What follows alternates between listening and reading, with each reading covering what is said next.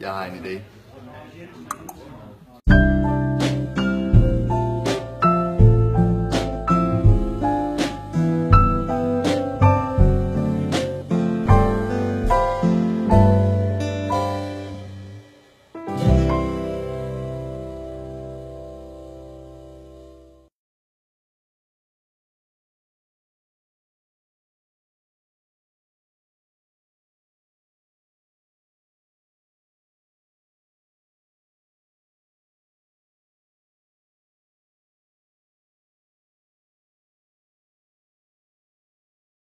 Det er, hvor du laver for eksempel udflugter sammen, eller hvor du arbejder sammen om en opgave, du for eksempel er udenfor eller indenfor, eller gruppearbejde i det hele taget. Og så tænker jeg, at det er noget, man sådan har et sammenhold med, hvor det er, som regel skal være nogen, man arbejder godt sammen med. Mm-hmm. Okay.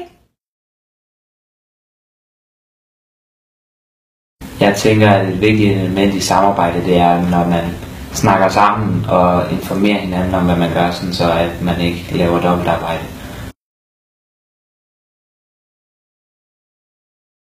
En rolle i forhold til samarbejdet i klassen, det er, at når der er undervisning, så skal jeg holde min mund og ikke sidde og snakke med sidekammeraten.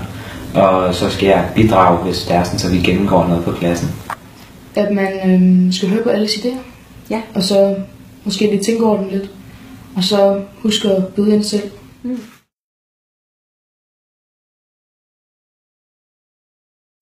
Ikke høre på de andre, eller bare sige, at min idé er den bedste. Og så kun gøre det, og så de andre arbejder efter hinanden.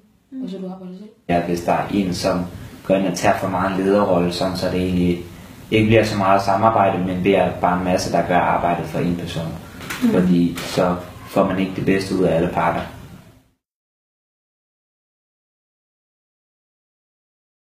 Fordi man kan bruge samarbejdet i større projekter, som man ikke vil kunne udarbejde alene, og så kan man få det bedste ud af dem, man arbejder sammen med, sådan, så det egentlig vil være bedre, end hvis man lavede det selv.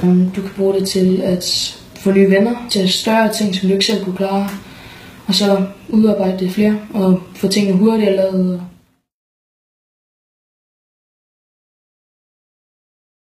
Du kan vel bruge det alle steder, på arbejdet, på skolen, derhjemme, alle steder. Ja.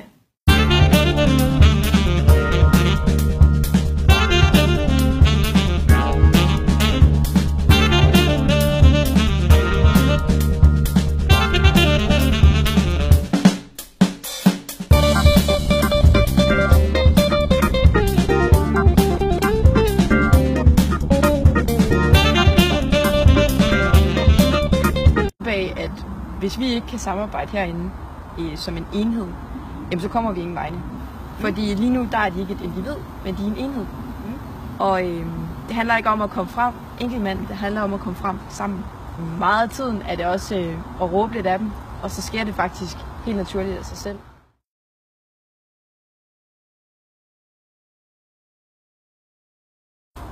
Vi har nogle forskellige former for orienteringsløb. Ja. Man kan gøre det enkeltmand, eller man kan gøre det i makkerpar, eller så sender vi afsted i grupperammen. Så har gruppeføreren typisk udpeget 2 cirka fra gruppen, som de forreste mand i gruppen altid, som man også kalder spejder. Ja. Og det er dem, der primært fører kortet. Ja. Som siger, den forreste mand fører kortet, og manden bagved kan ligesom nå at orientere sig i terrænet, når vi er ude at gå. Er det i makkerpar, jamen så vil der altid være en eller anden, som har et eller andet mere alfa-gen. Alfa, det er alfa-han er nok et meget godt ord. Ja. Det ved de fleste hvad. En, der er på, en der gerne vil afsted og fremad og tager nogle beslutninger, i stedet for at være sådan lidt mere tilbageholdende og tænkende.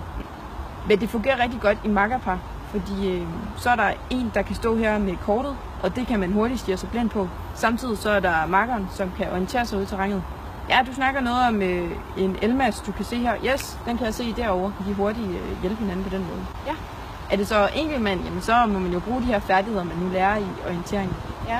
Og som man har fra både det samarbejde, man har i gruppen og i makkerpar.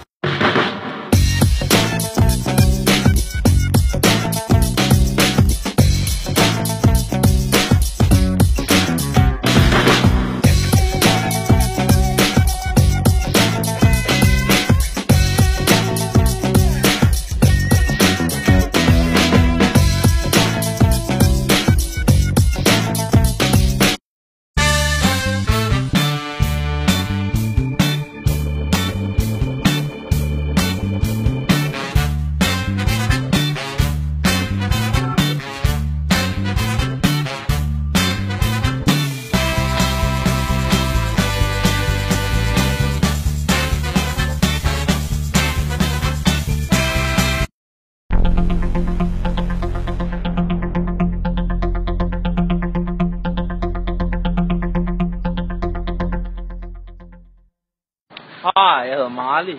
Hej Katrine. Ja, vi har fundet vores ting. Hvad hedder du? Jeg hedder Sarah stadigvæk. Hvad hedder du? Jeg hedder Sebastian. Vi har lige... Jeg hedder Magnus. Jeg har fundet en maleri af sådan en dame. Med bare nipples. Nej, Magnus. Jeg har lige talt. Og hvad er vores tanke ved vores maleri? Det er simpelthen, at det er moderne. Moderne? Det er moderne, fordi Også fordi der er dat på. det er enkelte streger, der er sat sammen til et kunstværk. Men nipples. Og det vi kan se, det er, at vi får rigtig meget. Rigtig meget. Jeg ved det ikke. Vi er færdige for livestream nu. Ja. Okay. Vi skal tage nogle billeder. Ja. Ja. Hej. Ja, jeg er her hen. Hej. Hej.